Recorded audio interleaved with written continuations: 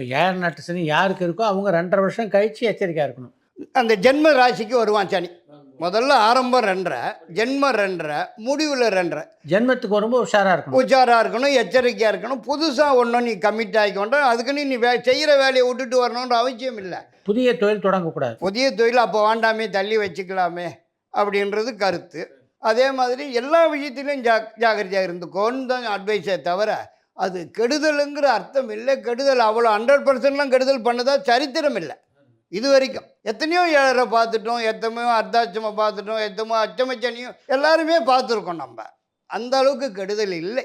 அடுத்த 2.5 ஜென்மராசிக்கு அப்புறம் இன்னும் 3வது இடம் போயிடுவான். ஆரம்பம், நடுவு, அப்புறம் போயிடுவான். அந்த 2க்கு போகிறது. அது 12, 1, 2 2ஆம் இடத்துக்கு போனான்னா அதுக்கப்புறம் 3ஆவது போகும்போது விடுதலை 2ஓட சரி.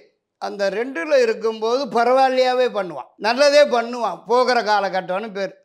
ஏழரை விலகிற 2.5 வருஷம் நல்லதே பண்ணிட்டு போவான். ஸோ அதனால் அவன் 7.5 ஆண்டுகளும் கெடுதல் பண்ணுவாங்கிறது அர்த்தம் இல்லை.